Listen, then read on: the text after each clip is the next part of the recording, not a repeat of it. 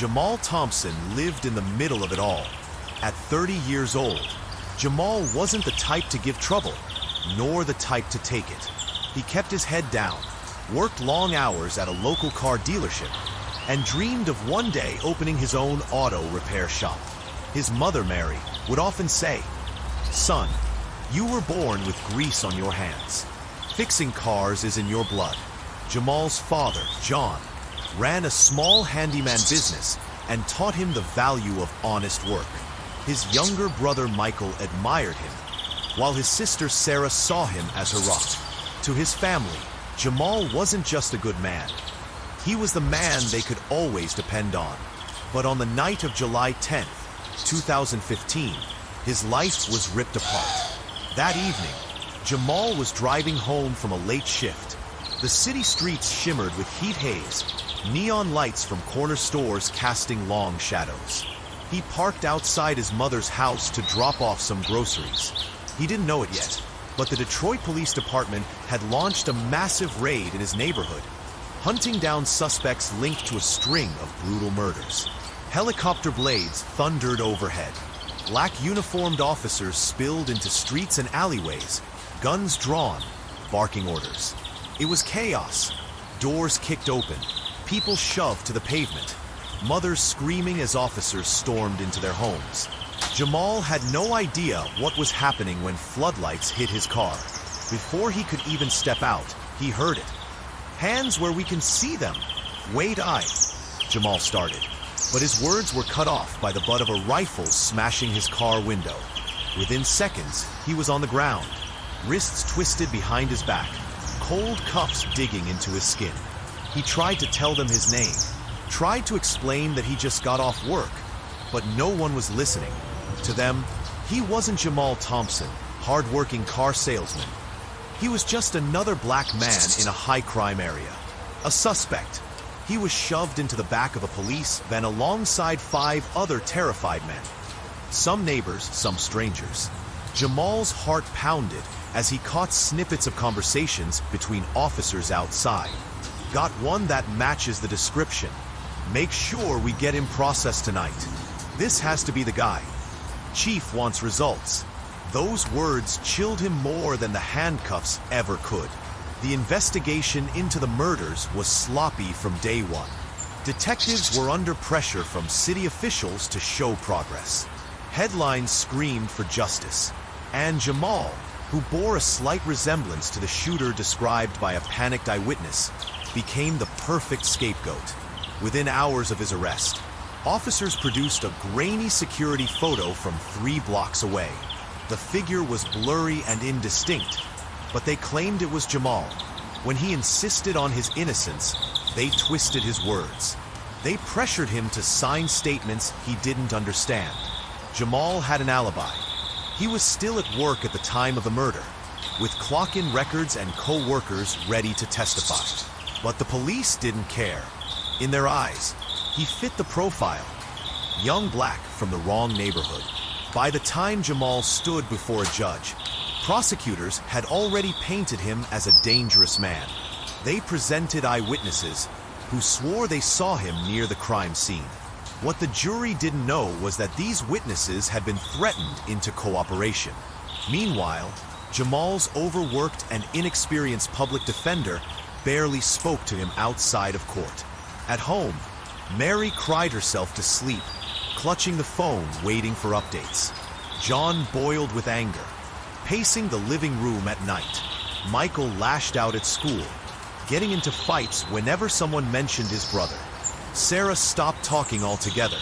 The trial was nothing short of a spectacle.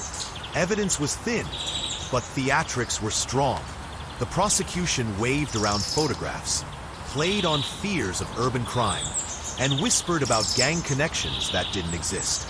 Jamal's lawyer failed to call key witnesses, people who would have sworn under oath that Jamal was miles away when the murder happened. After only 3 hours of deliberation, the jury delivered its verdict. Guilty. Life in prison. No parole. Jamal barely heard the words over the ringing in his ears. His mother screamed in the courtroom, her voice cracking like glass. John slammed his fist against the railing. Officers moved quickly to drag Jamal away, and in that moment, his world went dark. Prison life was brutal. Overcrowded cells reeked of sweat and despair. Violence simmered in the air like an open flame. Jamal learned to watch every shadow, to sleep with his back against the wall. Guards treated inmates like animals. Medical care was almost non-existent, but Jamal refused to let the system break him. He spent long nights in the prison library, reading law books, studying wrongful conviction cases. He worked out daily to stay strong, joined mentorship programs, and even helped other inmates file appeals. Slowly, he earned respect inside. But freedom still felt 1,000 miles away. Letters from his family kept him going. Mary wrote every week, never missing a birthday or holiday. John visited whenever he could, his rough hands gripping Jamal's through the glass. Sarah sent drawings, and Michael sent scraps of news about protests against wrongful convictions. Their love was the one thing prison couldn't steal. In late 2019, Jamal's story reached Judge Rachel Jenkins, a relentless advocate for justice who had built a reputation for reviewing questionable cases. She had seen too many men buried alive by a broken system. When Jamal's file landed on her desk, something didn't add up. The evidence was flimsy. The timeline was off. The eyewitness testimony contradicted itself. And most damning of all, new forensic analysis showed the physical evidence didn't match Jamal at all. Judge Jenkins requested a full reinvestigation. She visited Jamal personally, sitting across from him in a cold prison interview room. "Mr. Thompson," she said, sliding a folder onto the table, "I believe you." For the first time in years, Jamal felt hope spark inside him. "Ma'am," he said, voice trembling, "I just want my life back." The new investigation cracked the case wide open. Internal records revealed that officers had falsified reports to justify the raid. Witnesses admitted they were coerced into identifying Jamal. One even signed an affidavit stating he'd been threatened with jail time if he didn't testify against Jamal. Even worse, prosecutors had withheld critical evidence. Surveillance footage proving Jamal wasn't anywhere near the crime scene. It had been buried to secure a conviction. When Judge Jenkins reviewed the findings, she didn't mince words. In a fiery courtroom session, she called the original trial a disgrace to justice and a textbook example of prosecutorial misconduct. On January 10, 2020, Jamal Thompson walked out of prison a free man. Freedom tasted bittersweet. Jamal stepped into the cold winter air, blinking against the sun, but his heart was heavy.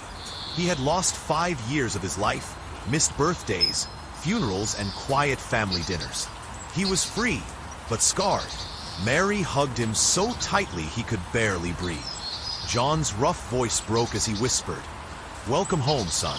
Michael and Sarah clung to him, refusing to let go.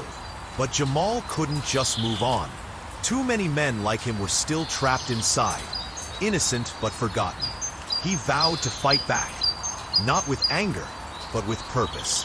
He joined advocacy groups, spoke at universities, and testified before lawmakers. He became a symbol of resilience, demanding transparency in the justice system. Wherever he went, he told his story about fear, injustice, and the will to survive.